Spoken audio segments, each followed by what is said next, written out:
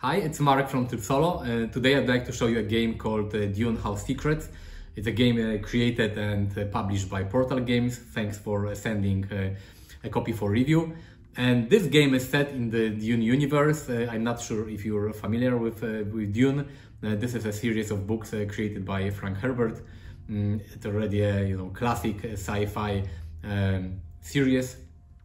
And in the books, the action mainly takes place on a planet called Arrakis, also known as Dune. And this is the only planet in the universe where you can harvest spice. This is a resource, most valuable one in the universe, also used for space travels. And there are different houses and different factions fighting for spice and for harvesting it. They want to dominate and get the power and rule universe and Arrakis. And the game, as you can see probably from the cover, is related to the movie that will be in the cinemas in October 2021. But the story is different. It's not a story taken from the movie, but the game is set in the same Dune universe. This is a narrative, story-driven game where you take part in a resistance and revolution against the House Harkonnens, and there are 4 chapters, a prologue, and 3 main chapters in this game, and they create a whole narrative story where you will have to.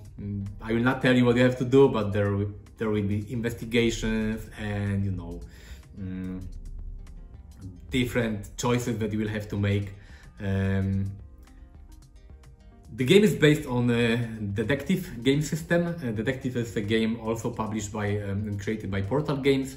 There was Detective Season 1, there was a Vienna Connection game, and they all share the similar mechanics, where the game is divided into different chapters. Each chapter contains a deck of cards, and you will reveal those cards. They have specific numbers, a little like in choose your own adventure game books, but of course more complex and advanced. Depending on your choices, you will have different options, different choices, different story paths where you will be able to follow. You have different characters in Dune that you can play. You have a map, different resources that can be used during different encounters. So it's like a board game, but with a lot of story and storytelling. So it's really cool. In a second, I will show you the content of the box without any spoilers, so don't worry. I will not tell you anything that will spoil the fun for you. After the unboxing and after showing you the component, we'll go back here to the summary. I will tell you what I think about this game after playing 2 chapters. So maybe not a review, but more like a first thoughts after playing Dune House Secrets. So let's do the unboxing. Okay, so this is the front cover of Dune House Secrets. I really like the art. The artwork in this game is really fantastic. It corresponds to the movie that will be in the cinemas at the same time that the game will be released. Depends on the country, of course, but the cover art is taken from, the characters are taken from the movie in the cinemas. What do we have inside? The first thing is the rulebook. It's only 8 pages long. So this is the type of game that you will learn in 5 minutes or 10 minutes after opening the game box. There are not many rules inside.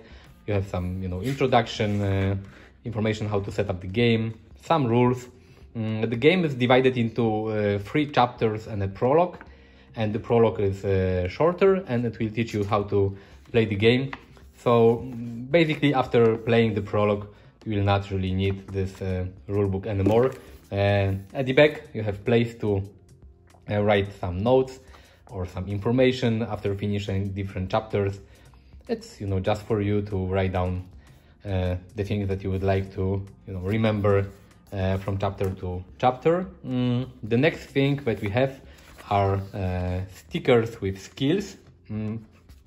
Because in this game, when you progress from chapter to chapter, you gain experience points, and your characters can develop and like advance your characters, and they can gain different skills. These are the skills that you gain after prologue, after chapter 1, and after chapter 2. And these skills will give you some one-time abilities that you will be able to use during different chapters. So you'll have to place the stickers on the character sheets. I will show you the character sheets in a second. This is the time track and consequence track. Time track tells you how much time, like units of time, you have to finish the chapter, and every encounter card that you will read moves the tracker that we have here one spot to the right. So let's say if you start here and you read one encounter card, you will move it one spot to the right, next encounter card or one spot to the right, and when you reach 0 you will have to finish the chapter, and you will have to use the final report option in the application in the app for this game. And consequence track is like it tells you how many experience points you will get at the end of the game. You start here, and during the chapter, when you make different decisions, sometimes you will have to move the consequence tracker to the right, and it will tell you how many experience points you will gain after finishing the chapter. So if you end here, you will gain 2 experience points, and you can use the experience points to gain these different abilities. Okay, next thing that we have here is the Arrakis map. It's really, thematic. It looks really good. It shows you places that you will go to during different chapters. So it's really nice. It's just an addition. You can put it on the table, but it helps you to imagine where the action takes place. So it's really nice.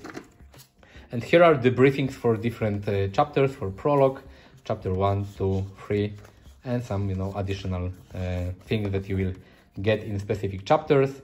You always start with some briefing, summary of the story that takes place in specific chapter, and then you have tells you what you have to do in the mission, how much time do you have, some initial encounters for you, so you know where to start and what to do, some additional rules, and this is how every briefing for every chapter looks like.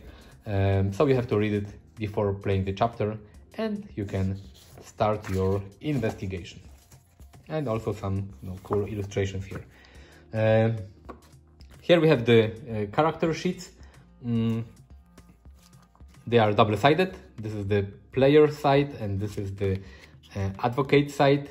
Depending on the player count, you have to choose specific characters. Let's say you play with 2 players, so you take these 2 characters, and this will be your characters, and the remaining cards are flipped to the advocate side, and they will also be used in the game, but not as a playable characters, but as your, let's say, you can say sidekicks.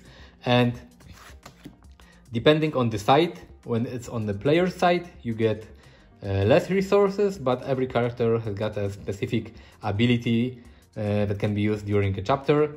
On the advocate side, you don't have this specific ability, but you get more resources to start.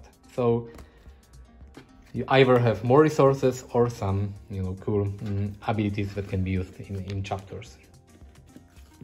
And here are these places to place different stickers with abilities that can be unlocked during the game. Here we have different tokens with resources, and here is a wild resource, weapon, subterfuge, spice, what else? Water. I think that's it. and these tokens, these resources are used in different moments of chapter. Sometimes when you get an encounter card, it tells you that you can pick a specific options, but you have to spend a specific resource. So if you have this resource, you can spend it and you get maybe more options during an encounter. If you don't have it, maybe this is the path that you cannot really follow. And here are the consequence tokens, and they are double-sided. You have to shuffle them before you start a chapter. And sometimes during an encounter, you have an option to make a more risky decision. And if you choose it, you have to take one of these tokens randomly, and you flip it to the reverse, to the backside of it. And if it's red, it's not good for you because you will lose. There's an option that you will lose experience point on this consequence track, because red color moves the tracker one place to your right, and if it's green, it's okay and nothing happens. So it's part of, risk. If you choose a risky option, there may be some consequences. Here we have the illustration deck, and here are different illustrations that you will get during encounters. I can show you one of them, the first one that you will get in the prologue.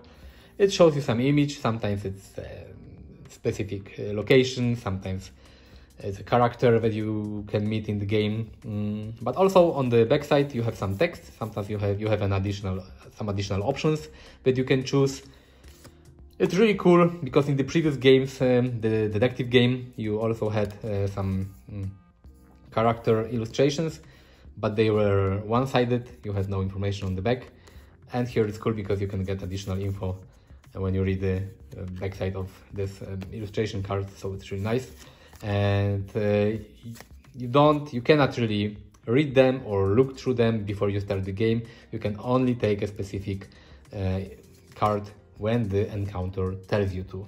So don't look at it because you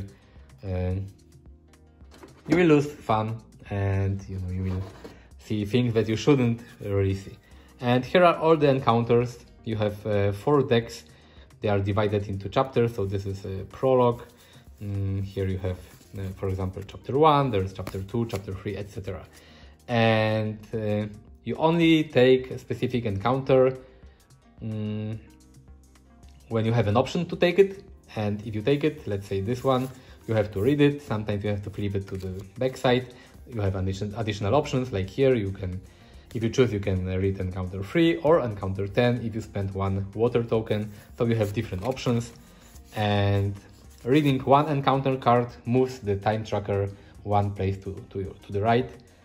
So there are always more cards in a chapter that you have time. So you will not be able to see every card in a chapter. So you will have to make decisions, which path to follow, and what to do, where to go, to what characters you should talk to. It's all up to you, but you will not be able to see everything. So here are all the components for Dune House Secret. Let's go to the summary. I will tell you what I think about this game after playing 2 chapters, and let's do the summary. Okay, so what do I think about Dune House Secret? I really like this game. First of all, I like that this is a story-driven and narrative game, which is a nice, nice change, because a lot of other games based on the Dune universe are more Euro strategy games. This one is about story, about playing as characters that have some adventures and investigations, and there is action, and it's a really interesting story that you are involved in. I like that you have 4 chapters. It's like watching a TV series or reading a good book. It's cool that it has a prologue, because the game is based on detective board games. So if you played Detective or Vienna Connection, you know how to play this game, but if you have never played Detective, the prologue is a great way to learn, to teach you how to play this game, because after playing prologue you will know how everything works. It's a regular chapter, just shorter and maybe a little easier than the remaining chapters, so it's really cool. One thing that I haven't mentioned before is that this game requires an app. It's not really an app, it's more like a website that you have to log in, and a few times during a chapter you will have to use this website to watch some movies and get some more information about different things depending on the encounters that you will have in your playthrough. So this is not like a app-driven game where you spend half of the time with your mobile or tablet in your hand. You just have to use the app a few times during every chapter, but you have to, and the final report after finishing a chapter also needs to be done in the application, in the app. So this is something you have to know. Another nice thing is that apart from the choices that you have to make, you have resources that you have to somehow manage. You have different resources that you can spend in different moments of the game, and sometimes you need to think if it's worth spending a specific resource, because maybe in the next encounter you will need it, so you have to make different choices. It's also cool that you have an option to advance your characters, to level them up. They can gain new abilities, and it's fun because you feel that the characters of the game progress during the story, and you have an impact what abilities and how they will develop during the gameplay, so it's really fun. I really recommend this game if you like cooperative story-driven games, because the story is fun here. It's more like, I can say, intimate. It's not a story full of action, spaceships and sandworms and shootings and stuff like this. It's more like a spy detective game where you have let's say investigation, and you feel more like a resistance spy and not like a blaster shooting commando. So it reminds me a little of the Mandalorian in the Star Wars universe, because this Mandalorian TV series was also more on a smaller scale, but still fun. It was not about shooting, but more about the story of the main character. So this is how Dune, how Secrets feels like. It's interesting story. Does it have any cons? For some people, probably the app, because there are some people that hate using any electronic devices and apps and websites for their board games. So if you're one of this person, this game may not be for you, even though you really use the app very rarely during the gameplay, but you have to use it. And maybe another con is that this game is probably, you will play it once. I'm not sure if you would like to repeat it. For sure not after completing the first playthrough. Maybe if you put it on the shelf for a few months and you forget some of the story elements, you will like to play it again, because during the game you will not be able to follow every lead, and you will not see every encounter card that is in the chapter deck. But the main story more or less stays the same, so you can treat this game as a good movie or a TV series or a good book. But after reading it, you know the story, and you'll probably maybe give this game to your family, or you will play with them, with people that don't know the story, and you will have fun seeing how what leads they follow and how they play the game. Or you can put it on the shelf for a few months and they maybe play it again after a few months, depending on your memory. So I really like Dune Secrets, how Secrets. Play this game if you like story-driven games. It's really cool. If you like this video, leave the thumbs up, subscribe, and if you like the content. Thanks for watching, and see you next time. Bye.